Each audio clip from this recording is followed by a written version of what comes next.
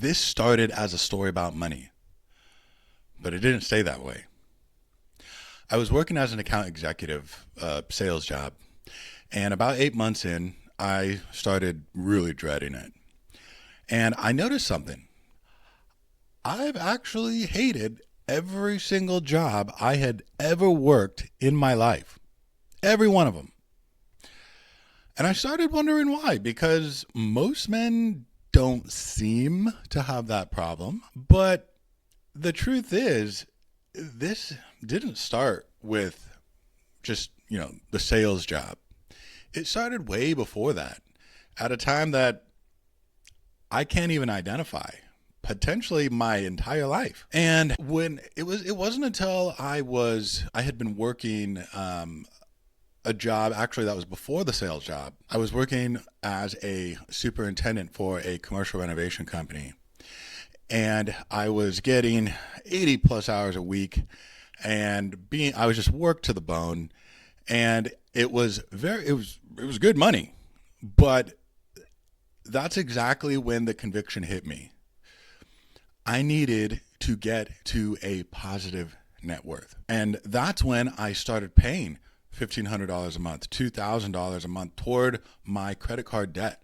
And I'll be honest, that wasn't wisdom yet. It was pressure and grind. And Rich Dad Poor Dad is the book by Robert Kiyosaki, is what cracked my mindset open. It's what the Lord used to crack my mindset open. But it was Master Your Money by Ron Blue that gave me the actual steps.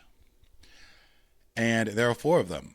And I applied these four, and I'll be honest, it wasn't something that started right away. And actually, let me reframe that so you don't misunderstand. I started applying these steps right away, except for the last one. So here's the four. First, spend less than you earn. Pretty basic. I mean, that's common sense, right? The first step of getting out of debt is to stop going into debt, right? Then you spend less than you earn. Second, avoid consumer debt. Again, kind of self-explanatory. If you're trying to stop going into debt, stop using credit cards, stop using consumer debt. 3, build an emergency fund. Very practical. For when the unexpected happens, you're not using a credit card as an emergency fund. And 4, set long-term financial goals. Like I said, I applied the first 3, but that last one of setting long-term financial goals, I didn't know what goals to set. I didn't know what was realistic, what wasn't.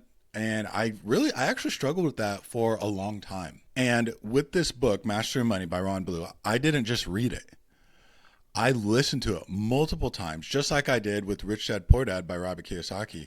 And I did eventually do all 4 of those things. I have to be honest about something, though, because paying down the debt became more like an obsession, a high. I'd chase extra income just to watch the number drop.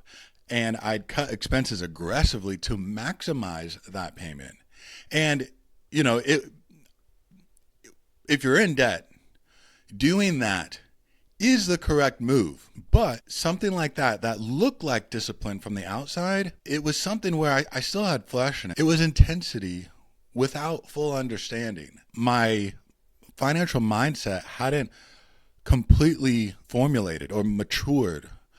And so all I could think of was just pay off debt, which, like I said, was good, but there was more to it. And it was at this time that God actually stepped in. Thank God. Thank you, Lord. Not in the budgeting, not in the books. He confronted one specific thing that I had in me, and that was my inability and even sometimes my unwillingness to say no. to say no. Most of my purchases I could have said no to. I could have waited and gotten just as good a deal as a later time, maybe even a better deal if I had just been patient. But my unwillingness and inability to say no to things that I wanted was something that the Lord convicted in me. And it was ironic. Is that the right word? Ironic? Because I had no money. I was going into debt for stupid stuff. I would even take a credit card and just purchase food with it. I mean, I was super irresponsible. And maybe you're like that too. Or maybe you've been like that. And you know what I'm talking about. It's so easy when you have a piece of plastic in your wallet that you can just swipe. Proverbs chapter 25, verse 28 says, "Whoever has no rule over his own spirit is like a city broken down without walls." That was me. I had no walls whatsoever and no rule over my own spirit. And underneath that impatience was fear. But 2 Timothy chapter 1 verse 7 says, "For God has not given us a spirit of fear, but of power and of love and of a sound mind." That's not the spirit I was operating in. And realizing that was part of what started to change things. And by the way, I didn't just realize that because I'm just so great. Now, remember what I said. This was the Lord working in my mind. He revealed that to me. And that's the moment faith stopped being something in the background and started being the thing that actually ran my life. Because here's what I realized. Saying no to one thing is really saying yes to something else. And once that truth clicked with my finances, it didn't stay contained to just money. It showed up in every other area of my life. It showed up in my health mindset, in my eating and my sleep and my business goals and my devotional time with the Lord and my personal growth, the mindset for all of those things. Once God got involved in my finances, it didn't just fix my finances. It started fixing every other area of my life. And what I'm not saying is that my life is completely fixed and I'm perfect, because I'm not, and it's not. What I'm saying is that it started to fix my mindset toward all of the other areas in my life. And that's the heart of this channel, of Coin and Cross. If we can get our mindset toward money straight, brother, it will help straighten every other area of our life. And that's why Billy Graham said a quote that is extremely similar to that. That's basically paraphrasing what he said. Money is often the entry point God uses to get the whole man. I'm going to say that again. Money is often the entry point God uses to get at the whole man. Not because money is the thing that matters most, because it doesn't. It's not.